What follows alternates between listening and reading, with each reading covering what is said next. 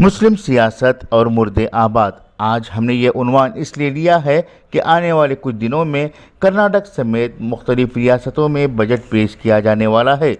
اس budget میں جہاں الگ الگ محکمے اور شعبے اپنے اپنے ترقیاتی منصوبوں کو پیش کرتے ہوئے بجٹ منظور کروانے کی کوشش کریں گے، وہیں مسلمان روایتی طور پر اپنے قبرستانوں، مزاروں، درگاہوں اور مسجدوں کے کمپاؤنڈ کے لیے مخصوص بجٹ منظور کروانے کی کوشش کریں گے۔ یہ اس لیے ہم کہہ رہے ہیں کہ ملک میں آزادی کے بعد سے یہی ہوتا آیا ہے۔ جہاں دلت و پسماندہ طبقات اپنی قوموں کی تعلیمی ترقی، سماجی انصاف و روزگار کے لیے مطالبے کرتے رہے ہیں، وہیں ملک کے مسلمان ہمیشہ سے ہی ایسی باتوں پر توجہ دیتے رہے ہیں جو زندوں سے نہیں، مردوں سے منسلک ہیں۔ اگر آزادی کے بعد سے اب تک زندوں کے لیے کچھ مانگے ہوتے تو یقیناً بھارت کے مسلمان بے بس و لاچار نہیں ہوتے۔ کچھ سال قبل تک مرکز میں حج سبسڈی کا مطالبہ ہوتا رہا تو کرناٹک میں حج ہاؤس کا مطالبہ کیا جاتا رہا۔ اسے دیکھ کر مرکزی و ریاستی حکومتیں مسلمانوں کو خوش کر دیتی تھی اور مسلمان خوشی کے مارے نہیں سماتے تھے۔ حالانکہ حج پر سبسڈی اور حج گھر کی ضرورت دونوں ہی چیزیں اجتماعی ضرورت کی نہیں تھی بلکہ مالدار مسلمانوں کی ضرورت تھی، اور حج گھر سال میں ایک دفعہ استعمال کرنے والا مقام تھا۔ در حقیقت ہندوستانی مسلمانوں نے آزادی کے بعد اپنے حقیقی مسائل کیا ہیں اس پر ہی توجہ نہیں دی ہے اور نہ ہی توجہ دلوانے والوں کو سمجھنے کی کوشش کی ہے۔ ان کے نزدیک جذباتی تقریریں کرنے والے لیڈران ہی حقیقی قائد رہے ہیں۔ الیکشن کے موقع پر بریانی وہ 500 روپے ہی دینے والے لیڈر ہیں، عرس کے موقع پر چادر چڑھانے والے اور اجتماع کے موقع پر دعا میں شامل ہونے والے لوگ ہی لیڈران ہیں۔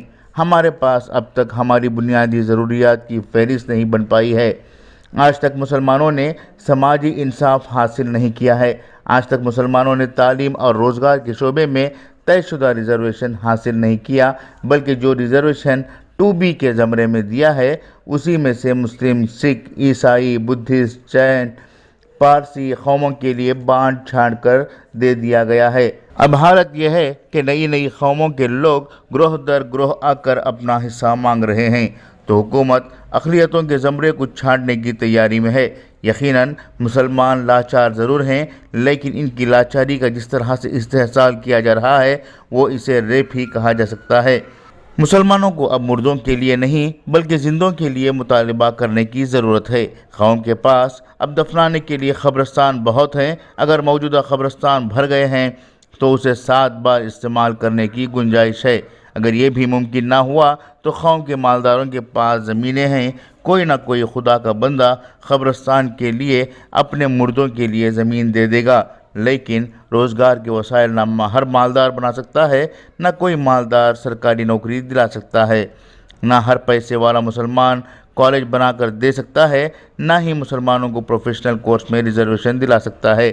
اس صورت میں مسلمان حکومتوں سے اپنے لیے تعلیمی، روزگار اور سماجی ترقی کے لیے ریزرویشن کا مطالبہ کریں تو ہی مسلمانوں کی ترقی ممکن ہے۔ ہمارے درمیان جو سیاسی لیڈران ہیں وہ ایک طرح سے مسلمانوں کو بندر کی طرح ناچ نچانے والے مداری ہیں۔ بہت پہلے ہی قوم کے لیڈران اس دنیا سے رخصت ہو چکے ہیں۔ اب جو لوگ ہیں وہ مسلمانوں کے لیڈر نہیں بلکہ مسلمان ہونے کی وجہ سے انہیں لیڈرشپ کے عہدے دیے جا رہے ہیں۔ سیاسی جماعتیں اور حکومتیں پہلے کے قائدین کو لیڈر و منسٹر اس لیے بناتے تھے تاکہ وہ مسلمان لیڈر اپنی قوم کے لیے کچھ کر سکیں۔